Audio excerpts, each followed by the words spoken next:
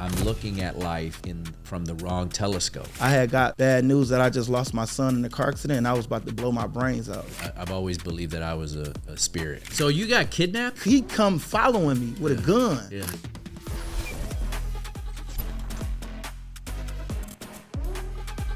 Your story's crazy, man. We were talking about it a little bit yesterday. So about how you got started, like you did something in 2010 that went viral that you didn't find out for until 7 years later. Yeah. Like tell me about that, man, about your story.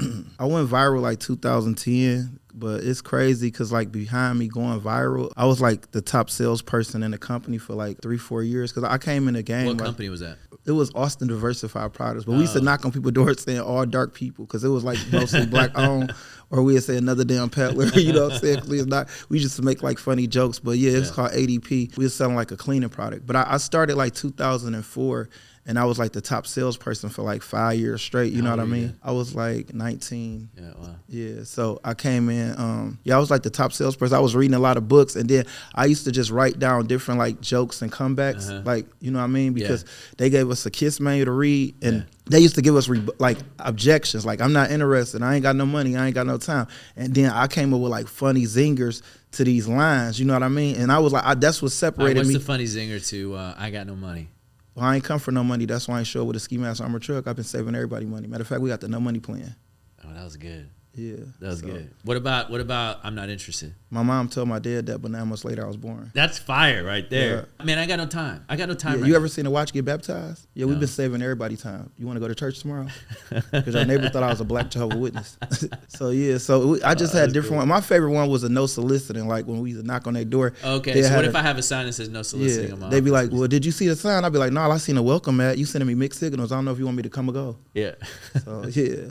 So, but that's what I did. I was right. So when I get to the door and I say that, they start cracking up laughing at 80% of my sales. They was turnovers. They come from, you know what I mean? And then I understood like no didn't mean N-O. No meant to the customer K-N-O-W. They don't know why they saying no. Yeah. Because I learned the difference between a rejection and an objection. So what is the difference between an objection and a rejection? Okay, so a rejection is when somebody just slam the door or they just hang up the phone. They don't give you the opportunity. They're like, no, I don't want it. Yeah, that's a rejection. You can't do nothing about that. Jesus didn't sell everybody. Yeah. But an objection is like, you know, this is a defense mechanism. Yeah. Because I learned the difference. Like, if you telling me no, you really, like, I learned the difference between no and, like, it's two no's. It's N-O and it's K-N-O-W. No is the rejection, like they rejected you. You can't do nothing about that. Yeah. But the objection, that's K-N-O-W. They don't know why they telling you no. Yeah. Because usually when they say not interested or I ain't got no time and I ain't got no money, they give you an objection. Yeah. They waiting for you to say something. Yeah. And majority, sometimes the salespeople, they'll either do one or two things. Because I learned that in sales too, is either two sales gonna be made. Either they gonna sell you, you gonna sell them. Right. So how they sell you is that they give you an objection and you don't answer the objection. You just give up. You know what I'm saying? Yeah, yeah. All right, God bless you. Have a good day. And then you hang up the phone or you walk off the door. Well, they sold you. You know what I mean? Mm-hmm. Or they wait for your answer. And once they wait for your answer, and then that's how you can sell them. You know what I mean? Mm-hmm. So that's what I learned because the eyes are the window to the soul. I used to knock on people's door. I came up with this thing called the 8 Mile Close because I'm from Detroit. Yeah. You ever seen 8 Mile? Yeah. So I came up with an 8 Mile Close. I don't know if you remember an 8 Mile. When a guy was rapping against Eminem, he basically was telling Eminem, he said everything about Eminem, and then he just paused. Yeah. He's like, yeah, you white trailer trash, you from the, you know what I'm saying? You poor, you from this boom, remember? And then when he got on the mic, he just froze up. So I came up as sales because as a salesperson, you got to be 2 steps ahead. And see, this was different techniques that I came in doing. Like as a new man, that's what really like took me to a whole nother level. First of all, I was reading a lot of books. You know what I'm saying? One of my favorite books that I came into business reading was Think and Grow Rich. Yeah, you know what I'm saying? So once I read that book, see what I'm saying? Great minds think alike.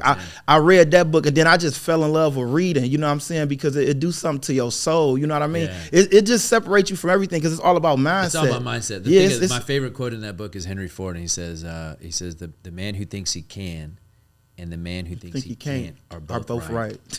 See? Both right. That's one of my favorites too. I swear to God. The man who thinks he can and the man who thinks he can't are both right. That's a super fact. They're both right. I just said that on the podcast too. I swear. Oh, really? Yeah. That's my favorite one too. I swear to God. Yeah. So when I read that book, that's what really isolated me from like the whole company. like I was a new person. I was beating experienced people that had like 10, 15 years experience in sales because like. Well, you had a strategy, man. Like not everybody has a strategy. Most people are just going up there just kind of winging it and figuring it out as they go along. Right. Right. But you had a strategy. I didn't even know that I really just had a gift of like being a people person to just like just had the personality to win. Cause I'm catching people that having a bad day. They just like file for divorce. They just, you know what I mean? They losing their house. I remember I saw somebody that just lost their house. Yeah. Then he had no money for me, and they still took money from that they saved up to try to get another house and bought my product. You know what I'm saying? Tell me the story about the lady that was going to commit suicide that you saved. Okay. We was working Medford, Oregon. It rained a lot out there. They say like, cause we went state to state. We travel like I used to say we everywhere like air. Cause we travel state to state. So anyway, we had just came from like California. Cause we came from California. We work all over California. Like we went from like LA to like, we went from southern to central to northern. And then the end of California, we was like in Medford, Oregon. I mean, we was in like Redding, California. And we went to like Medford, Oregon. It was like a 2-hour drive. But when we got to Oregon, they call it God's country because it's super green. You know what I mean? It's beautiful to me. But it's like, it rained 80% of the year. You know what I mean? And I don't know if you like know about like door-to-door salespeople, but they mentality turned into like you know what I'm saying? They turned into sugar. It's depressing. Yeah, because they like, man, I don't want to knock it. So, and I'm trying to like uplift my salespeople. So what I did is we call it a scramble. The scramble is basically like when a manager get out with his sales rep and he knock with them. You get what I'm saying? So they could be motivated. They see they see the That's master hard work, doing man, it. getting out there every single So day. I'm getting out there with him. I'm knocking, boom, boom, boom. So we knocking. So we like split up. And like an hour go by and I see all of my salespeople, my team, they on the corner having a pity party. All of them got negative energy. They like, oh, I quit. I don't want to work no more. We've been out here 2 hours and we ain't got no sale. And I'm like, what? I said, that's why y'all ain't got a sale. I was like, this like shooting yourself in the foot and trying to run a relay race. I was like, look at your mindset. You already done told yourself no. I was like, I just picked up 3-4 sales. I said, I tell you what, this how confident I was. Because the first thing, I tell people all the time, I'm not a prostitute, but I learned how to sell myself. You know what I mean? So I told them off the rip, I said, you could pick any door right now. I bet you I sell them. So they end up picking like this dark, gloomy door. It was like a door where like, it looked like nobody even stayed there. Stevie Wonder seen that there wasn't, you know what I mean? Nobody was in that house. So anyway, I go to the door. As soon as I knock on the door, the lady come out and cussed all of us out. Because another thing too, not only did they pick the door, but I took all 5 of my salespeople to this one door. You get what I'm saying? Like I done took like 15. You wanted to show them how it's done. Yeah, I wanted exactly. So I take them to the door, right? Knock on the lady door. The lady come out, start snapping. You know, get off my property. I'm tired of y'all knocking on my goddamn door. You the 5th person that I just told you no. I'm having a terrible day. Get out of here. I'm about to call the police. I said, well, Mom, Jesus didn't sell everybody. We're gonna see you around like a donut. So I walked off, you know what I mean? As I'm walking off, she like, cause I'm still looking at her as I'm walking off, and she just started crying, like a tear dropped her eye, but she had like a smirk on her face, like she was like sad and happy at the same time. She was like, what did you say to me? I was like, well, look, I just said Jesus didn't sell everybody. We're gonna see you around like a donut. She was like, you a Christian? I was like, yes, ma'am. She was like, what are you out here doing? I'm they supervisor. I'm just training these guys. I ain't say super. I said, I'm they supervisor. I'm just training these guys how to do the right thing. Well, I do apologize for knocking on your door again. We just got the best thing. She was like, I do apologize for going off on you guys. I see you out here working hard in the rain. She was like, today just wasn't my day. I just got terrible news that my son just died in a car accident. And I was like, well, I'm sorry to hear that, man. A moment of silence for you and your son. So we did like a 1-minute prayer, you know what I'm saying? Like a moment of silence, right? So after we got done, I was actually about to leave. I wasn't even thinking about selling this lady no more because that's one thing as a salesperson, like I never try to sell the product. You feel me? I always try to I take my shoes off and put their shoes on. I try to be this person at the door. And that's the difference that salespeople don't understand. That's a great salesperson, right? You know what I'm saying? I talk about that all the time. I never sell the product. I let the product sell itself. See, that's a fact. Always. That's the first Always. thing. Like, that's the last thing you got to sell. Man, you got to get them to love and like you, and then they gonna automatically, because you got to break that trust barrier. Absolutely. So that's what I did. So I'm about to leave, and the lady was like, "Does it clean carpet?" I was like, "Yes, ma'am." She was like, "Well, look, I got this spot on my carpet." She was like, "If it clean my carpet, I'll buy." Because bear in mind, when I was explaining to her, when she was telling me that she just lost her son in a car accident, and we did a little moment of silence, I had explained. I was like, "Well, I'm just training these guys how to do the right thing. We out here with a youth program. We selling the all-purpose cleaner, clean everything." Because I got back in a sales mode after that. You feel me? She was like, "I tell you what, I got this spot on my carpet. If it clean this spot off my carpet, I'll buy." So now when she walking in the house, I turn back at the guys. I'm like, "See what I tell you? You know what I'm saying? I'm getting on them now because they try to set me up. You feel me? Like I want, you know what I mean? So we going in the house. As soon as we walk in the house, I see like a gun on the table. And now I'm thinking like, it's a setup. Now I'm like, oh, I was like, well, Mom, don't shoot. We just the good guys, not the bad. She was like, no. Like, look, let me tell you something. She was like, right before you knocked on my door, I had got bad news that I just lost my son in a car accident and I was about to blow my brains out. Wow. She was like, but your personality and your energy just uplifted me. She was like, I'm in a better mood. And then we end up cleaning the spot. She ended up buying a bottle. And like me and this lady, friends to this day, you know what I'm saying? She got a real estate company and everything. So she was like, not only did I save her life, but I inspired her to be a salesperson. Yeah. And now she sell homes and stuff in Oregon, you know what I'm saying? So yeah, and that's why one of my favorite quotes I say is nice to be important, but it's more important to be nice. Don't you find that to be real? Like I've observed that, and I think Napoleon Hill talked about this in his book. The most successful people on the planet are the nicest. That's a fact. Isn't it? No, that's a super fact. Isn't it? They're the nicest people. No, that is. I mean, yeah, you have your your percentage of people that are just rude. No facts. But the most successful people at the top usually are very, very, very nice. No, that's right. Fact. Well, my mindset was like meditation a lot. Yeah. I used to meditate. I prayed a lot, and then I used to read a lot. Cause like when I was younger, we all a product of our environment. You know, my grandmother, she told me on her deathbed, she said, "It ain't your fault if you was born poor, but if you over the age of 18 and you die poor, that's your fault. You had something to do with that." Yeah.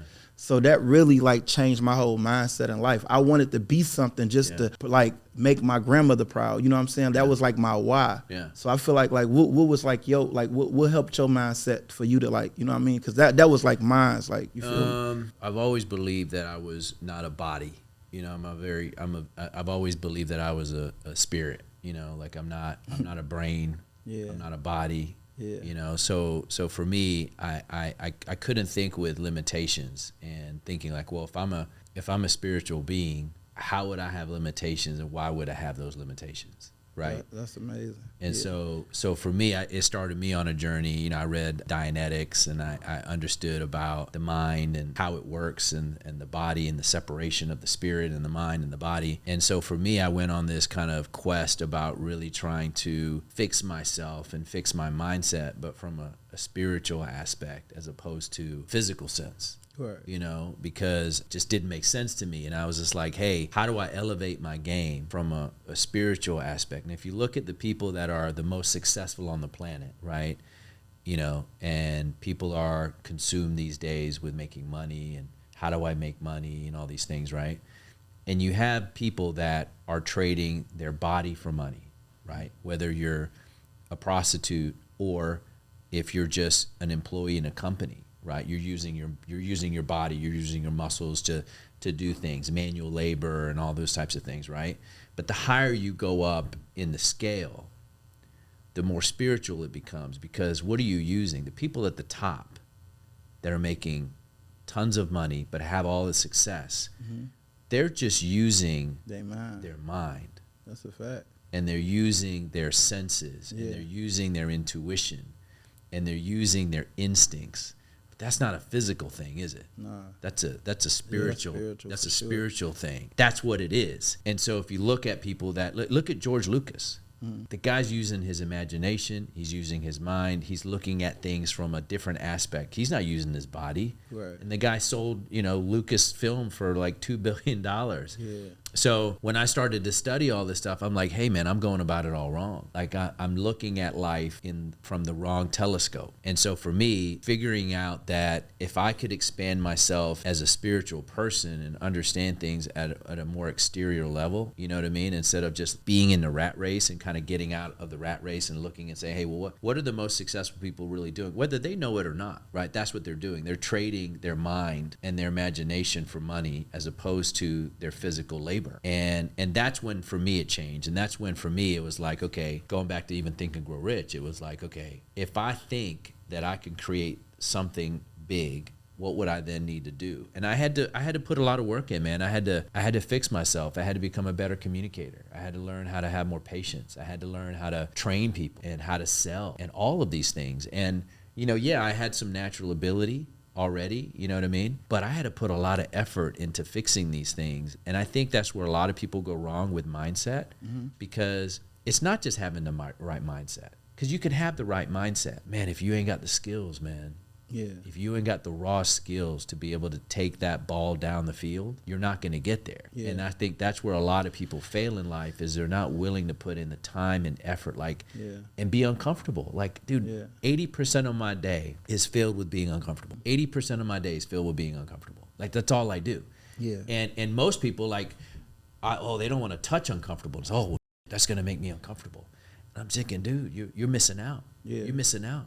80 to 90% of my day is being uncomfortable. But from the outside in, you see me with the Rolls Royce and the Louis bag, you think, oh, this guy's comfortable. Yeah. Hey, let me give you the spoiler alert. The spoiler alert is 90% of my day is being uncomfortable. Let me give you an example. Phone calls I got to make that I don't want to do. Meetings with people that I got to have that are uncomfortable that I don't want to do. Right. All right. Looking at spreadsheets and looking at numbers and things that I ideally don't want to do. Right. Because there's a problem related to something that I got to fix. Right. Or going to some place because I'm trying to get a sale. I'm trying to make a deal. There's uncertainty about it. There's worry about it. There's insecurity there. All things I don't want to do. Right. Wouldn't it be easier just to sit at home and eat a ham sandwich? It would be. It would be. But that's the thing that people are confused about and they're delusional about. And they just think that, oh, you can just be successful with just having the right mindset. You can, but you got to include and you got to add effort to it. And you got to add being uncomfortable. No, that's a fact. That's what I've been training my kids on. When you was talking about earlier, you was like, and that's funny because I ain't even explained about the video. We gonna get back into that too about the 7 years later. Yeah. Like I got 10 kids, they like eating, I love feeding them. But I tell my kids all the time because they look at me and they see like the success or my dad viral and he popular and he famous now. You know what I mean? I'm like, this is hard work. You know what I mean? But that's my point. All they see is the good stuff. They don't understand like what it took me to get to this level. You know what I mean? Like I started doing door-to-door sales at 12 years old, not knowing that this was going to set me up for life. You know what I mean? I like when I was younger, I thought I was going to go to the NBA or, you know what I mean? And that's what I was saying yesterday. Like, it's crazy, like how we think as coming from the inner city. We think like the only how we can make it out is if we become like an entertainer or an athlete, you know what I mean? Yeah. Or you do the negative things and sell drugs or get locked up or something like that. Yeah. But they don't even know, like besides actors and entertainers, the highest paid people in the world is entrepreneurs. And I was telling my kids that I started doing sales at 12 years old, knocking on people's doors, selling Detroit News and Free Press. I did that from 12 to 14, and the only reason why I did that, because this is how my journey began, if you don't mind me sharing it. I went from like 4'9" to like 5'6". Like I grew like 6 or 7 inches like overnight, and I was hanging out the bed. I thought my mom bought me like a brand new bed overnight, but I just had a growth spurt. So I remember going to school the next day trying out for the basketball team, and I didn't have like no basketball shoes, so I went to ask my mom because she give me some basketball shoes. She's like, boy, I ain't got no money. I can't afford no shoes right now. I'm trying to pay these bills. So I end up going to school like it was like some Payless shoes, like some XJ 900s. I don't know, like some Pro Wings. It was some. I know I had some slip and slide records before Trick Daddy. I know I slid out the gym into the lunchroom. I was like humiliated, and I told myself at 12 years old, I said, man, this is the brokest I'm gonna ever be. So whatever you looking for you. And I remember coming home from school, I seen this. We had like these telephone poles, and they used to staple like jobs and stuff on these telephone poles. So I remember calling because it was like an after school job, like paper routes. So I called the number, and the next day they hired me. I wasn't even a salesperson. They hired me to be a paper route boy. You remember back in the day, you had the kid that carried the wagon, and then you had the other kid that throw the newspaper to the. So we was doing that. So my first day out, like T Grizzly, I'm throwing the papers to the yard, and my coworker, he carrying a wagon. So we throw this newspaper to this one dude house. He outside smoking a cigarette while we threw it in his yard. And of course he was a white guy because I'm from Detroit, so we didn't work Detroit. You know what I'm saying? Because of course they'll rob you, whatever. We can't work like the hood or the ghetto. They had us working like the suburbs of Detroit, like mediocre or middle class or like the rich area. So I forgot the area we was working, but I know we was working like a suburban area. And we threw the paper because I threw the paper because of the addresses on the paper, and we threw it in a dude's yard. And he's smoking a cigarette, and he just went off on us. He was like, "I'm tired of you guys throwing this paper. I canceled this subscription like a year ago. I'm about to call this company and get you guys fired." And all. He just started tripping. So he was cussing us out for like 3 minutes. like super loud. You know what I'm saying? It kind of like almost discouraged my coworker. Yeah. But you know, I got tough skin. I was stronger than the Holy Ghost because I come from Detroit and I was hungry. And that's another thing too, when you're talking about the skill and the mindset. If you don't find too many people hungry, they ain't, you know what I mean? Because it's like once people get hungry and then they start making a couple dollars, they get comfortable. You know what I'm saying? Not, though, yeah, no, especially this generation, they definitely not. And that's how it was like back in the day. We was willing to do whatever it was to make some money. You know what I'm saying? I was out shoveling snow. I was raking leaves. I was pumping people gas. I was wiping down windows. I did whatever it take to make some money. That's why it was easy for me to get the door-to-door paper route. So anyway, my coworker, he almost got discouraged. He's like, man, I'm about to go fight this dude. He racist. He cussing us out. I said, I got this. I said, sir, can I ask you one question? And I got to tell you the story about these two salespeople that went to Iraq. Because like when you got a positive salesperson and a negative salesperson, because you always got the optimistic and the pessimistic, you know what I mean? But that's what, when I read about that story, that's what really like made me change my coworker mind. I said, I got this, watch this. I said, sir, can I ask you one question? Now this, like, that's how I knew I was a leader at a young age, you know what I'm saying? Because like I motivated him again, because he kind of got discouraged. So when he saw me do this, it like turned him up. I said, sir, can I ask you one question? He was like, what? I said, do you got kids? He was like, yes. Let's say two of your kids was playing and one broke the glass. You ain't gonna spank both of them, right? He was like, no. I was like, well, why spank us for the bad performance? Let me just call my supervisor. That's why I came up with that joke, the stupid, at 12 years old. I was like, let me just call my supervisor and see if we could upgrade you. So then he started laughing. Like he went from like cussing us out to laughing. So I got on the phone, like, and then they didn't even answer the phone. Come to find out, he called him himself. He was like, no, hold on, give me a second. So he came, he went and got his phone and he called him and was like, yeah, I got two salespeople. They y'all didn't take me off the list and all that. He was like, but I actually like this guy that you got. I wasn't even a salesperson. He thought, like, by me saying what I said, he called me a salesperson. You feel me? Yeah. So anyway, the company ended up like upgrading him over the phone. Like he went from cussing us out. And this the thing too that I learned like in sales, right? Yeah. Like when I answered that paper, it was a salary job. I was gonna work Monday through Friday, like after school from like 4 to 6. And at the end of the week, like Friday, we was getting paid $50. No matter how many papers we threw at the people property, we was only making $50 because we worked off a salary. You know what I'm saying? Yeah. When he got off the phone with the company, they upgraded him for like a year subscription. So I made $80 that one day off of that commission. Wow. So I went from making $50 that whole week to making $80 off of commission. You know what I mean? Yeah. So I told myself right then and there, I said, man, I'll never punch a clock unless I swung on Flavor Flav. Yeah. Because like right then and there, I knew like nobody can't tell me how much I'm worth. You know what I'm saying? I remember working at Burger King for like 30 minutes and this dude took more breaks than a Kit Kat, and I'm working my butt off, sweating bullfrogs mixed with lizards, and we both was getting paid $9 an hour. Yeah. And I said, man, no, nobody can't tell me that I'm worth $9 an hour when I see this dude he don't even work. Yeah. And he still get paid. Yeah. You know what I'm saying? I need somewhere where I get paid for my results. So how does somebody transition?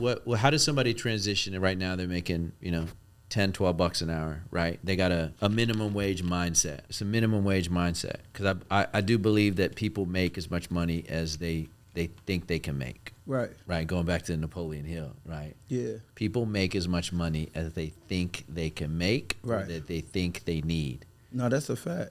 Right? Yeah. That's a fact, right? Mm-hmm. So there's always that saying about, do people buy what they want or what they need? They buy what they want, right? People buy what they want. Yeah. But people always make what they want. No, that's a fact. Right. And sometimes that's pretty close to what they need. Right. So what's your advice to that person out there that has that minimum wage mindset? Because you had that mindset. I had that mindset at one point. No, right? You got to find yourself. I feel like once you find yourself, and that's why I say I did like a lot of meditation. Mm-hmm. I used to I'm a spiritual person just because my grandmother and my aunts and stuff back in the day, they used to give me a church. So I meditate a lot. I used to read like self-improvement books, And like, you still read a lot now? Yeah. I got my kids, they like 9, 10, 11, reading Think and Grow Rich, Rich Dad, Poor Dad, How to Win Friends, Influence People. That was another one of my favorite books by Dale Carnegie.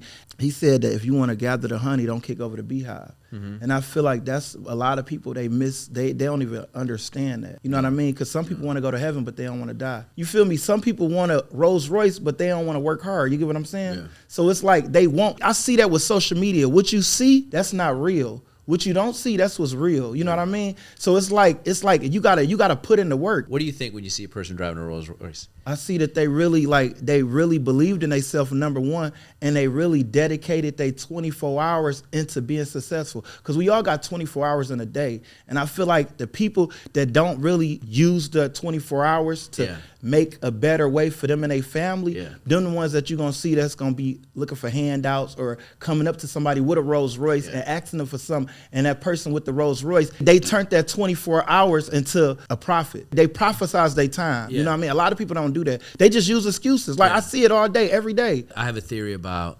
why people that have money buy a Rolls Royce don't buy a Rolls Royce, and why they buy maybe a Lamborghini instead of a Rolls Royce. You want to know why? Yeah. Go ahead. All right, so this is going to be deep, okay? We're going to go deep. No, we're going to dive deep. People will buy a Lamborghini, okay? They'll make some money. Well, I'm going to get a Lambo, right? Okay. Now, if you see a Lamborghini driving down the street, what do people typically say? Look at that Lambo, right? All right. You see a Rolls Royce driving down the street. People say something a little different. Who's driving that car? They don't say, wow, look at that Rolls Royce. Yeah. I want to know who's driving that car. No, that's a fact. Right. So there's a difference between, hey, look at that Lambo, which is what typically everybody says, or look at that Ferrari, and seeing a Rolls Royce driving down the street. Like, hey, well, who's driving that car? Who's in that car? Who's that guy? Before I bought a Rolls Royce, I had this mental gymnastics going on in my head. And that mental gymnastics was this. If I buy the Rolls Royce, I'm saying that I can never turn back. I can never go back. What do I mean by that? I can never fail. Think about it. If I make some money and I buy a Lamborghini, got a Lamborghini, and something goes wrong and my business doesn't do well, or I lose everything goes bust, and I'm back to driving a BMW or a Mercedes, it's more acceptable. Yeah. You can't do that when you have a Rolls Royce. When you have a Rolls Royce, you're making the ultimate statement that I have arrived. I've made it. I've arrived at a level that I'm never going to go back to. Okay. Now, a Rolls Royce is 5 times more than the most expensive BMW 7 Series or S-Class Mercedes. 4 to 5 times more. 4 to 5 times more. If I go from a Rolls Royce, or a guy goes from a Rolls Royce to the most expensive BMW, people will be like, what happened? I'm driving the most expensive BMW. Yeah, but what happened? You see what I'm saying? The stigma attached to the loss of going backwards from there is huge. It's an actual thing. You know what I mean? It's like people will be like, hey, what happened? If somebody saw me driving a brand new 7 Series BMW, like with the rims and the whole deal, after seeing me in the Spectra, what do you think people are going to say? Vick fell on hard times. Right. Hard times are driving the most expensive BMW. Oh man, he took a bath. That's the reality. So I think what happens is when people think about buying a Rolls Royce, that goes through their head, whether they were conscious of it or not. And I would love to hear people's comments on it. But most people that I have talked to that have the money to buy the Rolls Royce don't buy the Rolls Royce because of that stigma, because they're saying that they've arrived, and then you have to put that flag in the ground like, hey man, I'm never going back. Because you can't, can you? Can you go back? Nah. You can't go back. You're done. You're like, hey, if I go, what are you going to say? I heard they didn't have commercials too, Lamborghinis or Rolls Royce. No, they don't, man. But they said they don't need to, like, you know what I'm saying? They don't need to, but there is a stigma attached to it, and I find it interesting. And I was telling somebody about that story, and they were like, yeah, you're right. You know, like, and the people that I know, because I have a lot of friends that have money, and people that I know that have money, they don't drive a Rolls Royce. So you got kidnapped? Yeah, I didn't get kidnapped so I tell people I got kidnapped by Indians, but it was like Native Americans. I was working California. Like Indians? Or no, like I was working a reservation, Indians. like the Native Americans. I was working at Indian reservation. Yeah, no, not those. So anyway, he came in with like 40 something. He came in with 40. You is? Yeah. I can say that. I'm Indian. It's like when black people make jokes about black people, or Chinese people make jokes. They have the right. You have the ability to do that. So I'm fully correctly in my lane. See, I want to notice that. That's what's funny. Yeah, most people don't think I'm Indian. Right. I would have never noticed that. Either South American or what I get, Italian or something like that. That's what I thought. So I call myself. Yeah, I thought you was I'm super Italian fake. for sure. I'm a fake ass Indian. Super fake. That's funny. So I made a bet because, like, in the company, we got paid 3 ways. We got paid off of bets, bonuses, and commission. Yeah. So we got commission, sliding commission scale. Yeah, you can go from Welfare to Rockefeller. It depends on how much sales you make. Yeah. And then we had bonuses, and then we had bets. We used to bet salespeople. Yeah. So I bet at the company. I was like, I bet you I go work the same neighborhood he worked, and I go double his sales. Because, like I said, I was beating everybody for like 5 years straight. I came in like 2004. This was around 2009, right before I went viral. viral. So anyway, I go work the Indian reservation. They dropped me off in the same neighborhood he worked. The first door I knock on, dude had like a gate, you know, so I didn't even get a chance to knock on the door. I just wiggled the gate, and I heard dude like on the side like playing music. So I opened up the gate, and as I'm opening up the gate, the dude come from the side. He turned his music on. He was like, "Get off my property before I blow your head off." I was like, what? So he walked back. He like, oh, you think I'm playing? So he walked back. So I closed this gate and I started walking like to the next house. Yeah. So he come following me with a gun. Yeah. He was like, you got 5 minutes to leave my neighborhood. I'm gonna blow your head off. So as he walking, I pulled out my phone. I start calling my manager. I was like, look, man. So as I'm on the phone with my manager, I'm like, hey, you got to come get me. I was like, I don't know where you just dropped me off at, but this dude followed me with a gun. You got to come get me. So he was like, man, I'm in traffic right now. I'm on my way dropping off one of your coworkers. He's like, ain't you from Detroit? I'm like, yeah, but what that mean? He was like, man, you see guns all the time. He was like, look, if I can't get to you in 5-10 minutes, just call the police. So I hung up the phone. When I turned around, he must have thought I was on the phone with the police. Yeah. So he went back to his house. So it's like on this side of the street is houses. On this side, it was a school. So I started walking towards the school because it was kids out playing. You know what I'm saying? It was like recess going on. So I started walking towards the school in case he came back out because I'm like, this dude was just walking. This is how I'm thinking. I'm like, this dude just following me with a gun and all these kids out. Nobody ain't just see this. So as I'm walking towards the school, this lady like 3 doors down, she opened up her door and she like saw me and closed the door. So like he probably know, or you know too, because in California they got those screens where like they can see you outside, but you can't see in their house. They got them dark screens. Yeah. So I couldn't really see the lady. But as I went, because as soon as she opened her door and closed it, I ran over to her door. You know what I mean? Yeah. So I go knock on her door. But I wasn't even trying to sell her. I was trying to explain to her, like, what just happened. You feel me? So I go knock on her door, and she opened the door. She was like, how can I help you? I was like, don't shoot. Just a chocolate kid. Like, because I was like, don't tell everybody don't shoot now. She was like, wait, so is you dark chocolate or light chocolate? I'm like, what the hell? This is a chocolate competition? I'm like, I'm dark chocolate. She was like African American? I was like, yes, ma'am. She was like, what are you doing in this neighborhood? She was like, I'm surprised one of my nephews ain't hurt you. She was like, we just had a death in the family over here where a black gang just killed my brother. And I was like, well, I'm sorry to hear that. And she was basically telling me like her brother was like a leader of like this Indian, like Native American gang, and they beefing with black people. Like in California, they big on gangs and stuff, you know what I'm saying? I didn't know, I'm just trying to get some sales. This dude be like, you know what I'm saying? I'm looking like, man, Chris just worked this same neighborhood. How he ain't, you know what I'm saying? The same. So anyway, she was like, what are you doing in my neighborhood? And I was like, I got this cleaner product, clean everything. She was like, all right, do me one favor. She was like, I'll buy your product on one occasion. She was like, what's that? She was like, after I buy your product, I'm gonna let you come in my house and you gotta call someone to pick you up because I don't want nothing to happen to you. I was like, all right. So she let me in her house. So as she opened up the door, true story, she got this stick. And I'm like, the lady was blind. She got this stick like walking, and I put two to the guy. I was like, that's why she asked me was I dark chocolate or light chocolate, because she couldn't see me.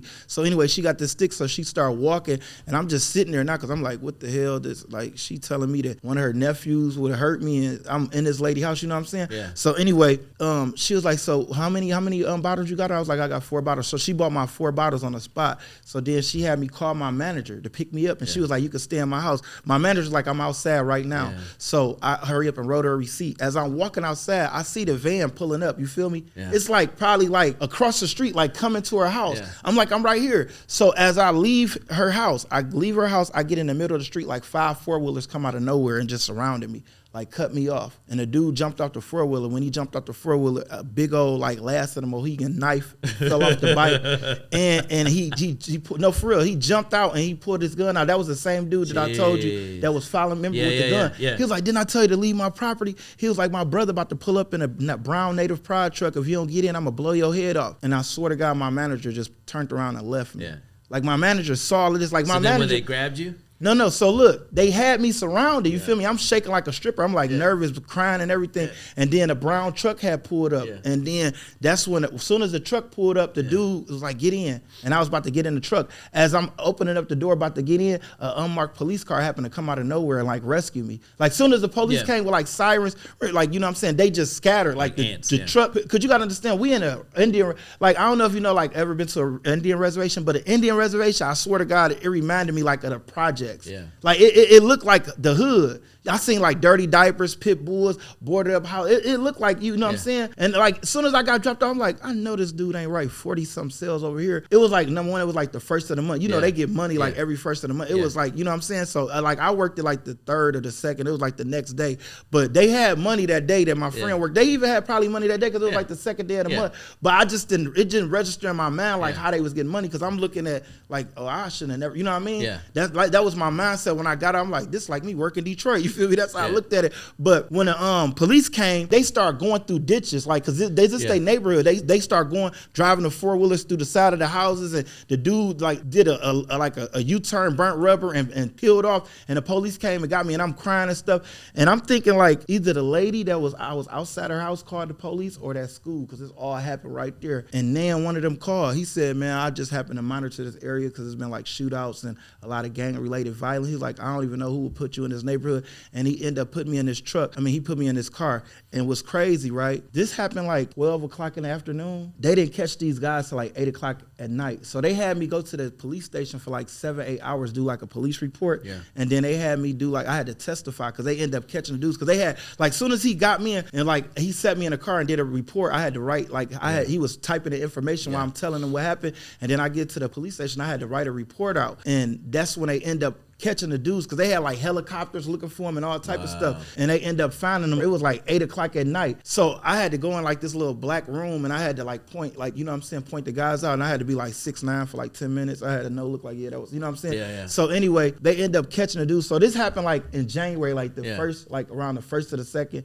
of January. Like, it was crazy, right? So after I pointed the dudes out, they end up letting me go, right? So when they let me go, the van that left me, remember I told you the van, the company, they left me, and they end up came and picked me up. Man, I went ham. I cussed them out. Like, the whole Detroit came out. I was like, I can't believe y'all left me there for dead, set me up. I've been like y'all top salesperson for like 5, you know what I'm saying?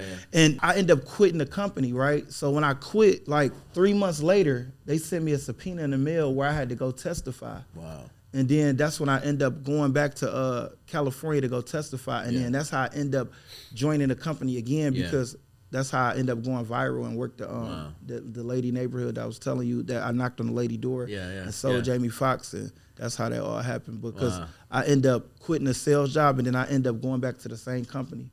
Wow. Yeah, so. Amazing story, man.